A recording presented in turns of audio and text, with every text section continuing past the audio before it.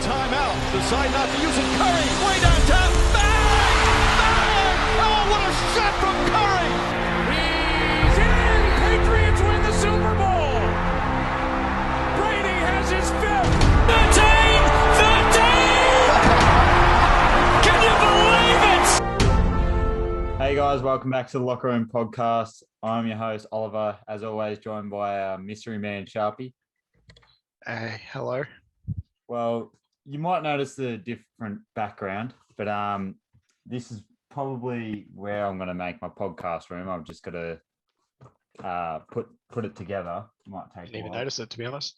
Wow. Well, thanks. No, that's the first time I've actually looked at the screen since we started. So. Oh, okay. Well, you can go back to not looking at the screen then.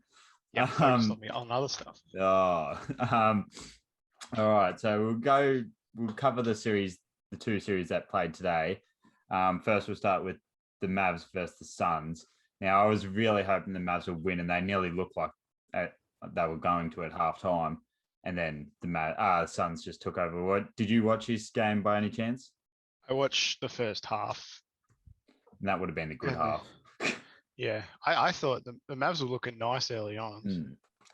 That's a problem, though. They need Jalen Brunson to be going. Obviously, Doncic is going to give you 20. What do you have? He ended up having 28 and 11, which, I mean, he didn't have a great deal of assists, which I guess you could say, like Reggie Bullock and players like that didn't play well. Powell and yeah, he's been shocking in this series. Not really scoring as much.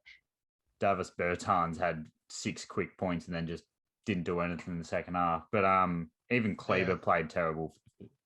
For someone, he's usually like their third or fourth best player, and he played pretty bad. But it's pretty much just Doncic. So yeah. Yeah, and the Suns. I mean, like you look at Chris Paul, he's had a bad, I'd say, 2 or 3 games, and obviously the Mavs pulled out 2 games in Dallas. But do you reckon there's any chance this series goes 7?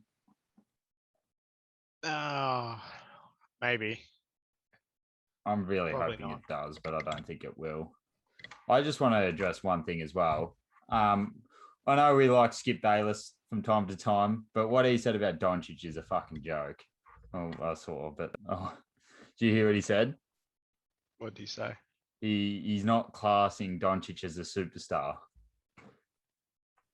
And I'm like, come on now. There's a few players, like he was just trying to, it's just sickening. And the only reason he hates him is because people compare him to Larry Bird, and I get why you would be angry at that. But just because he's not Larry Bird doesn't mean he's not a superstar. To be honest, I don't think I've ever seen any comparisons to that. Yeah, I think it's literally just Shannon Sharp and maybe Chris. Oh, don't listen to Shannon Sharp on anything. Yeah. It's them two that are saying it, and he just hates Luka now because of it. And now it's going to be Luka's the new LeBron for Skip, I feel. Oh, damn it. That means I have to start hating Luka. Oh, come on now. But I did not like what Booker did today, what you tweeted out. I only saw that once he tweeted out. I'm like, man, shut up. You are the softest player in the fucking world. And he gets away with that many offensive fouls. Like, I've started watching the Suns obviously a lot more now. His off arm is always like giving a shove. And obviously you don't want him to call it because you want the game to be free flowing. But by the letter of the law, that would be an offensive foul. But we'll get on to some happy news, if we can call that. The Heat winning by, was it 35? I can't do my quick maths here. Yeah. 35 points on the Sixers. I saw Embiid went down. Did you see anything about that? Yeah, I saw that. I think he's done something with his eye again. Oh, God. That's what he was holding, but I guess we'll wait till Woj tweets out tomorrow what he's done. You don't want to see him get injured as much as we hate him. But no, I wanted Miami to beat a full strength Philly team. Because then we can give more shit to them. But even though they did versus a full strength Philly team today, they still locked him up, and obviously Kyle Lowry's going to be out for the rest of the series as well for Miami. So that's did he go down? He's just not. I think he's just not healthy at all. He wasn't healthy. Yeah, he didn't look good in that other game he played. I think game 4. Yeah. He just looked like he was waddling around. I don't know if it's his hamstring or something. But yeah, like Embiid played 33 minutes and gave you 17 points and 5 rebounds. I'd probably expect a lot more, especially after he didn't get MVP. I'd think like usually players have that game where they come and then out. Harden, who apparently he's back and everything, and and now he's just giving you the same thing again. Man has one good game, and then everyone just boasts about him and everything, and especially Philly fans, which they're the worst people in the world, close to bloody Boston fans. And you look at the Heat; they're actually a lot deeper than Philly. I mean, the Heat's probably the deepest team in the league. They're deeper than the Warriors, I think, because Warriors have just got that 5 and then no one else after it. Whereas the Heat, they've got Oladipo and Hero coming off the bench. Yeah. As much as I don't hate Hero. I just not sold on him as everyone else. I really like Oladipo though. But Butler's actually played very well this series. I think he's only had one bad game. Yeah. Like I get that there's probably you got Matisse Thybulle sometimes guarding him, but then there's not usually a really good guard guarding him if it's not Matisse. Is that got there in the end? But as much as I hate to say it, he's playing really well, and I do hope Miami win in 6. But what do you think the outcome's going to be? Going back to Philly, I hope it's Miami in 6, and I reckon it probably will be now that Embiid's gone. I mean, Bam's just going to be too dominant. So yeah. We'll go to yesterday's games and the series. Boston tied it up at 2-2 with the Bucks. I just want to mention the Celtics should thank the Thunder for giving them Al Horford. Like, how on earth, I've got to hear, how on earth does Horford drop 30 points and 8 rebounds on Giannis? Like, I know Giannis wasn't defending him the whole game, but he was defending him at times, and he obviously did that dunk. I wouldn't say it was on him. It was Giannis was behind him. But shooting 11 for 14, that's pretty ridiculous. What's more surprising though, Al Horford doing that, or Giannis shooting 14 for 32?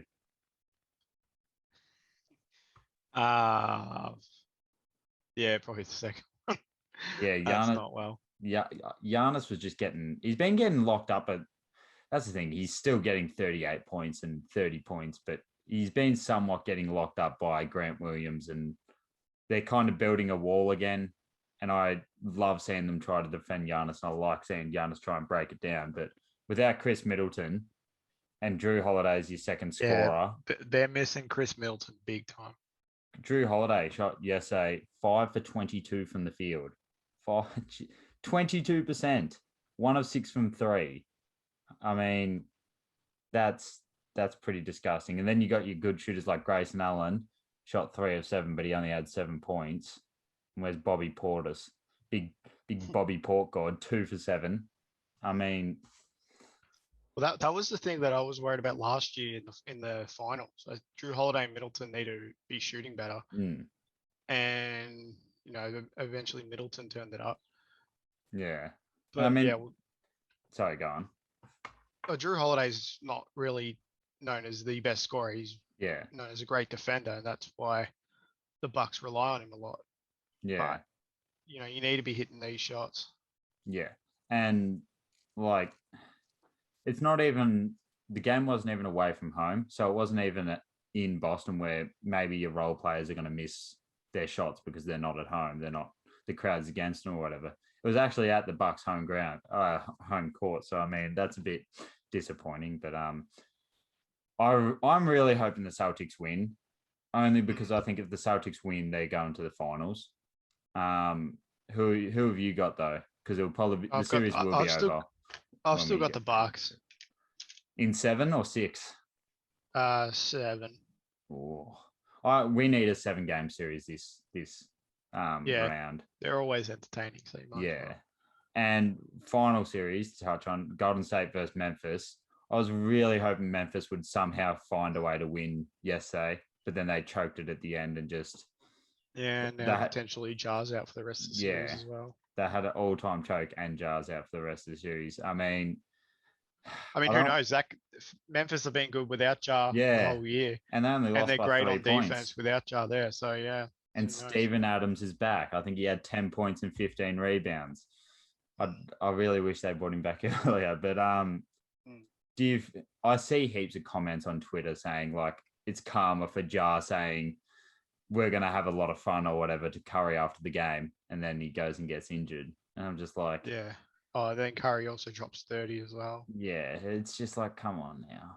But I really enjoyed the series. But yeah, I think Golden State are just going to run away with it as much as I want. I don't like either team, to be honest. If I'm being completely... I'd much rather the Warriors win than the Grizzlies. If I'm being completely honest, I want Dallas. The only team I want out of the West to win is Dallas. And no, that's probably not going to happen. But my team I do want to win the playoffs or the finals is Boston, which might come as a bit of a surprise, but then again, it might not. We'll move on to other NBA news. Jokic won MVP. Are you actually surprised he won it?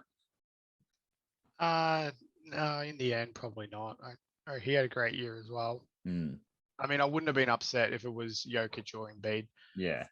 So, I mean, it was a pretty close race. I don't think the voting's come out yet. I haven't seen anything about it yet, but I'd like to see how close it actually was. And I thought Twitter would be a lot more toxic with all the people saying Embiid was robbed and everything. But I feel like everyone's actually being pretty good. Yeah, they're just saying like, no one was technically robbed. Whoever won was... You can't say the other person was robbed because they both had great seasons. Yeah. It's kind of similar to that Westbrook Harden season where Westbrook averaged the triple-double and Harden averaged, I can't remember what it was. I think it was like 30-something. Yeah, it was crazy amount of points. It was just his efficiency was unreal. But I'm happy Jokic won it, and surprisingly, all I'm happy about is Stephen A wasn't pissed off. Yeah, that surprised me when I saw that there. I was like, oh, here we go. He's about to absolutely go on, call it bloody white privilege and everything. Call him a big fat piece of lard. Yeah. But no, that was actually really good. Maybe gained a bit of respect for Stephen A. No, we still hate him, don't we? I've just lost something. Oh well. No, we'll never like Stephen A. Funny when JJ destroys him. Oh, JJ destroys him and that fucking... Who's that Mad Dog or whatever his name is? He's a psycho. He's a bit of a loser. Oh yeah. I know the face. I just don't know his name. I think it's Mad Dog something. But anyway, move on. Lavine, obviously under negotiations with contract. Some reports come out that Portland are a suitor. God, can you even picture that? I mean, if it didn't work out with McCollum there with Dame, we were mentioning it's going to work out with Lavine there. Like, what do you think is more likely? Lillard gets traded this offseason, or do Lavine goes to Portland? He's an unrestricted free agent, I think. So, why on earth would Lavine want to go to Portland? Is my question. I feel like he's just doing this just so he can get more money out of Chicago. Yeah, which is fair. I still wouldn't offer him the money though. Personally, with his record, and do you really see this Bulls team going far with I know they had injuries at their guards positions, but they probably need to make one or two more changes to actually be considered a contender. It's at their center spot. They haven't got really much depth at the center. They got big Vooch, and he can't really defend. Yeah, and he didn't have the best off season. But if you had to put your money all in on one move, do you reckon Lavine stays or leaves Chicago? I reckon he stays. Yeah, I agree. I mean, I think if he leaves, and if I'm DeMar DeRozan, I'd be asking out because where would DeMar go though? If you're not going to get anything in return, it'd have to be a sign and trade. Yeah, imagine DeMar back in Toronto. Oh. Even Lavine to the Spurs was mentioned. I think we might have. Yeah, I saw Did we talk DeJounte about Murray that put that. last week? Yeah, I think we talked talked about DeJounte Murray putting up the photo of him in a Spurs jersey. Yeah, I mean, I'd probably rather the Spurs than the play. Oh God, they're both terrible right now. I don't know. Spurs have aren't got the as coach. bad, Yeah, but but Portland's just toxic. the Trailblazers, they've got a window now to do an OKC and just blow the whole thing up. And just if you're gonna tank, don't tank with your franchise player. Yeah. And they're kind of screwed half of their draft picks up with their trades and stuff, but they've got to figure something out.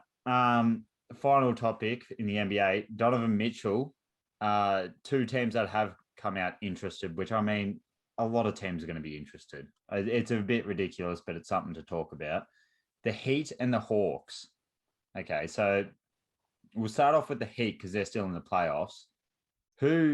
One, do you think the Heat would actually want him? And two, if so, who would you trade? Who would you put on the trading block for him? I'd put Tyler Hero on there. That would be. Do you reckon that would entice them enough? I reckon it wouldn't, not a straight swap, but I'd start with I'd start with Hero and just say, besides Jimmy and Bam, what you want. I don't know how it works contract wise and salary cap wise, but what about even like Tyler Hero, Duncan Robinson, and Oladipo, or maybe just Tyler Hero, Duncan Robinson, and a couple picks? I think with a caliber player like Donovan Mitchell, there'd have to be more teams involved. Yeah. Hopefully the Knicks. With the Hawks, I feel like the Hawks could possibly do it because they're looking to thin up in the small forward. Yeah. I feel like, obviously with them getting rid of Cam, and Congreve could be a good piece to trade. Like he's got a bit of value after the season. I think it's a Congreve. Yeah. I always get their big tall. And maybe John Collins. He obviously. I don't know if they would want to offer. Utah would not want to, because he's up for. Did he end up getting the max, or did he just get a one? I think he got like 150 or something. Yeah, he's got a huge contract, which I don't think that I would want on my team if I was the Jazz.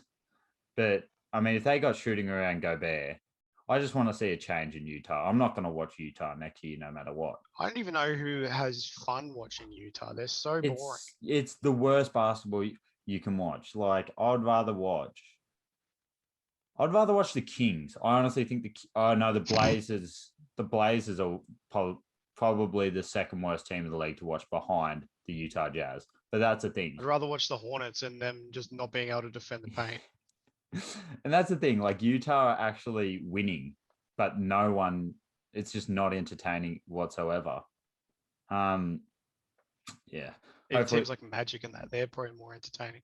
Yeah, well, they are. Like, I know the Thunder are boring as hell, probably. But, like, they're in a rebuild, though. Yeah, but if you watch the Thunder, you still can watch SGA perform some. I can't pronounce that word, and I get so much shit for it. Yeah, you can see some highlights and stuff. When you got the biggest boring player in the league in Gobert, and Donovan Mitchell, who's the biggest. I wouldn't say he's the most boring player. I think Gobert's just more boring on offense because he can't do anything really. Yeah. He can't do anything outside the key. Yeah. And like, even if he hasn't even developed like a midi or anything. And then you got Donovan Mitchell, he's the biggest example of like a borderline, he's not good enough to be a superstar, but he's a very good all-star. He's becoming a great two-way player. Yeah. I think with that big wingspan that he has, I think that makes him really underrated as a defender.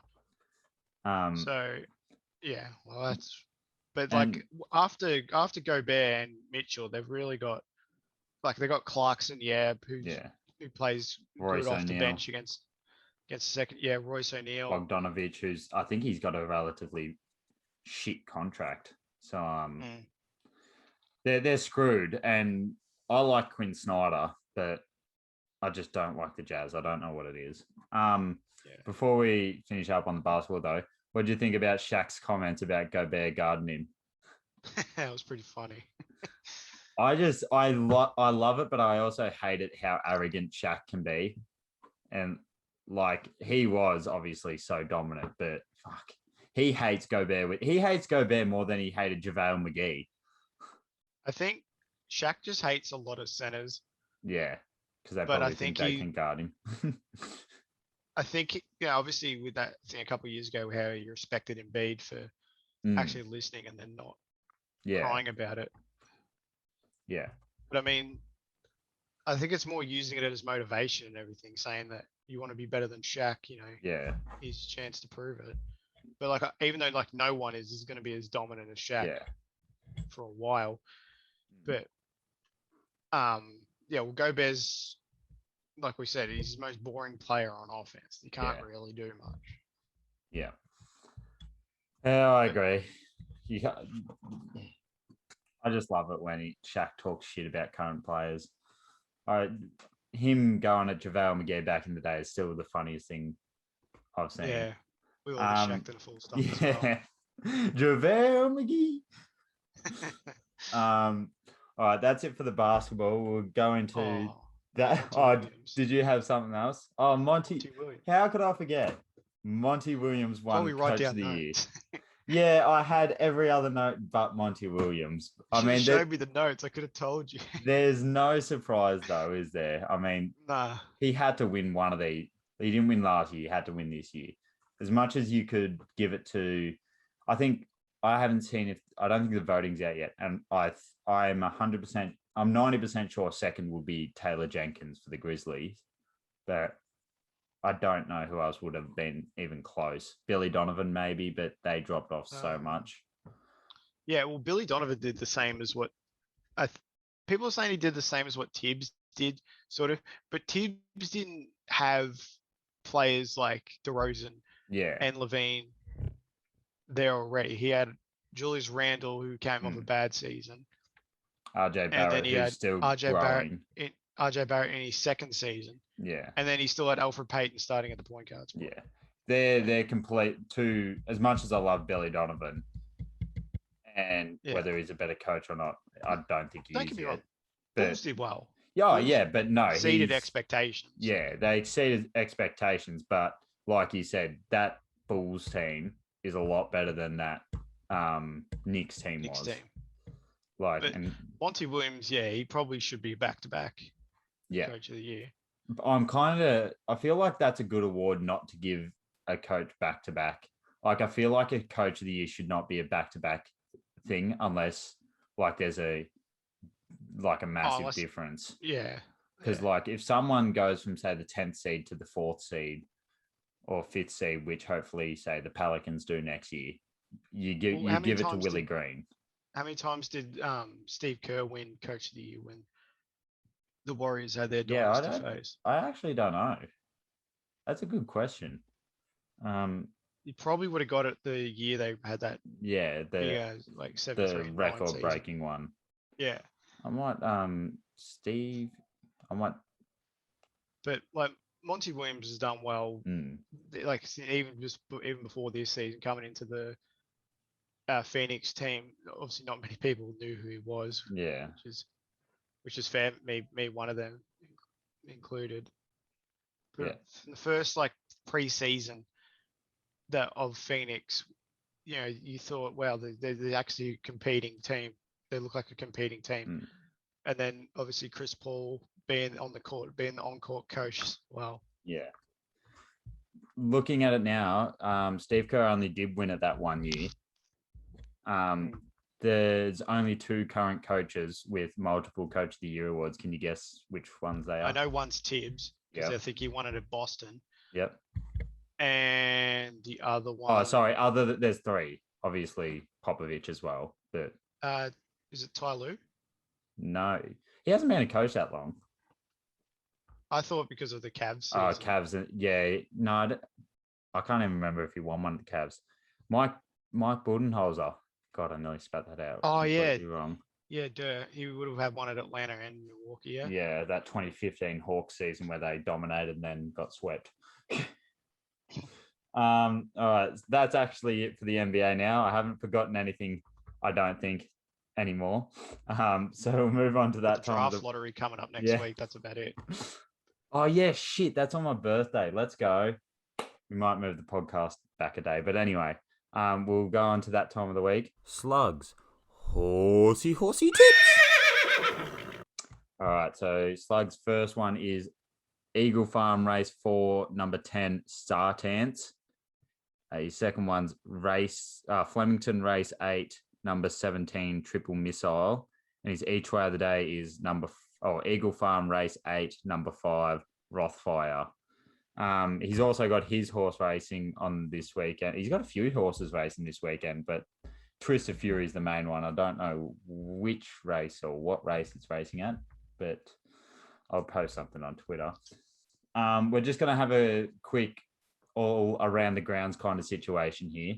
So, a few different sports and stuff. So we'll start off with the soccer, the Champions League final. What did you think of Man City's choke? Are you surprised? It's pretty funny.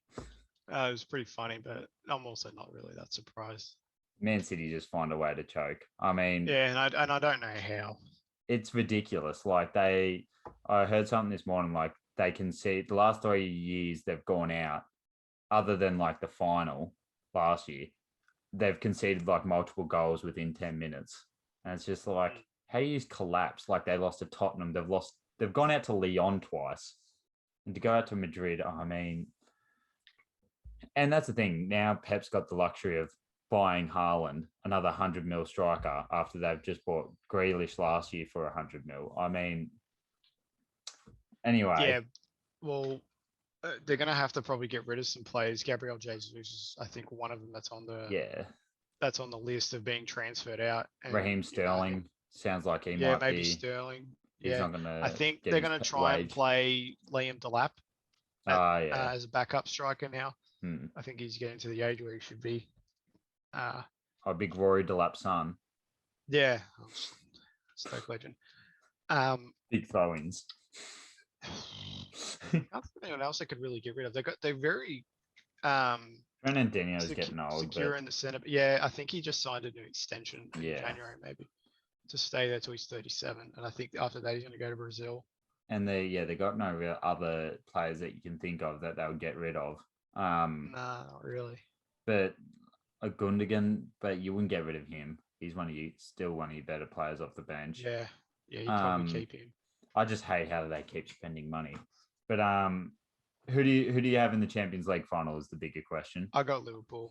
Yes, I'm obviously going for Liverpool, but I'm very worried because Salah's come out and said obviously that he wanted them because what happened in 2018. I think it was 2018. Yeah. In Kiev. But he's been playing terrible since AFCON. He has not played. Yeah. Well, how interesting is that? He's been playing terrible since AFCON, and I get that they lost, but whether he's getting tired or something, I don't know. But I'm still nervous because Benzema could just absolutely tear Van Dijk. I really hope he doesn't, because then I'm hoping you don't underestimate Benzema. Oh, he's so good. And how good he is. Now this is what I find interesting. Like a lot of people like I speak to, they consider the Ballon d'Or would be between Benzema or Salah. I would think that. But what I've been seeing like online on like ESPN FC and Sky Sports and stuff, they're saying like whoever wins this Champions League, well, if one has a standout, it's between Benzema, obviously, and Mane. Who do you think's got the better chance out of Salah and Mane to win personally? Probably Mane. Just because he's won more stuff, won the AFCON and stuff. That's fair. It'll be close, and I guess Salah's terrible second half of the season's probably doesn't help. I reckon Luis Diaz should win the Ballon d'Or off the bench. But we'll move on to a different sport. AFL quickly. Bulldogs, what's wrong with them, Sharpie? Injuries. Injuries, just not shit. No, but Lath got injured, didn't he, last week? Yeah, very sad. Sucks. Cody Waitman did his shoulder, I think. if I can remember correctly. Yeah, I think he's out. I don't think he's out as long as Lath though. Yeah, and Late's he's always had like soft tissue injuries, hasn't he? Yeah, I don't know the full story from what I remember. But yeah, and then Bonte, I don't know if he's come back this week. But are we switching up now? You're going for Collingwood? No, I'm still going for Bulldogs. I just watch Collingwood because I don't know. I just find it entertaining. Yeah, Dad. Well, unfortunately, they ate a pretty loss on the weekend. That's what I was moving on to. Richmond absolutely obliterating Collingwood. I'm so happy, especially Tom Lynch absolutely tearing a new one on Darcy Moore, who is just earned like a huge contract but doesn't want to defend. It just makes no sense. Yeah, I just wanted to touch on them two games because they're the big games for the weekend, at least relating to us. We could go into North Melbourne if Lockie was here. Let's go into them anyway. All right, we're going to North Melbourne. They're absolute dog shit. What's his name? Their coach, David Noble, had to apologise at some... I've been seeing it online. He had to apologise for giving a massive rant. And I'm like, what do you mean? The club deserves a massive rant. Look at what they're doing. Did you see something that apparently that Horn Francis has exited contract talks? Yeah, he's not withheld. He's stopped negotiations for now. A rookie. A bloody rookie. He's been there for like 10 games. And they let Will Brodie be the leading disposal getter. 37. I mean, I feel like he was going to be that anyway. Yeah. Well, yeah, he's been playing a lot better. But still, Will Brodie versus Jai Simpson was the matchup you were looking at, wasn't it? The big locals. I found it interesting. Yeah, the two locals. And Jai Simpson had 18. Just doesn't cut it. It was a bit unfortunate. He still played well though, Jai. Well, I mean, he's the future captain of North. You would think he has to. Can't discredit him. But yeah, North are shambles. They should go to Tasmania. And yeah, I don't even know what to say. They just absolutely suck. They lost by what, 78? Yeah. I'd be hating Mansell getting a week or Mansell. Oh yeah, he deserved a Mansell. Yeah, he deserved a week for doing that. But I don't like Ginnivan one bit. He shouldn't have done it to him. But at least he's not one of our better players. So that's all I'm gonna say. It was pretty stupid to do. It's so dumb. I mean, if you don't like him, at least just give lip or something. You don't need to punch him in the back of the head. Yeah, and Ginnivan was never gonna. I don't think he was ever gonna give something back. It's just going to be all chirping. Ginnivan wants you to do stuff to him, but you can do whatever. Like, I mean, do it while looking at it. Don't just do it when he's on the ground. Not Big even coward. Yeah, that's just dog ass. Final thing before we leave. I don't know if you watch much of the UFC, but two fighters called out McGregor on the weekend. Obviously, Michael Chandler, after absolutely looked like he killed bloody Tony Ferguson. They weren't showing him on TV for ages because he was still knocked out like a minute after. He did not look well at all. And he did not. I was honestly concerned that he could have been like proper dead. And I'm like, Jesus, because it was so vicious. But and then obviously Oliveira sadly beaten Gaethje. Obviously didn't retain the title, but they both called out McGregor. Surely you'd go give it to Michael Chandler first if they're going to fight if McGregor's going to fight one of them, because is it me or you just can't give McGregor a title shot just to come back in to the UFC? I mean, I feel like that'll be the only reason he'll want to. Yeah. But he doesn't deserve it, but it makes sense money-wise for UFC. Yeah. I think he would lose to Charles Oliveira. I honestly think as much as I want him to win, whereas if he versus Chandler, it's a... Well, he hasn't...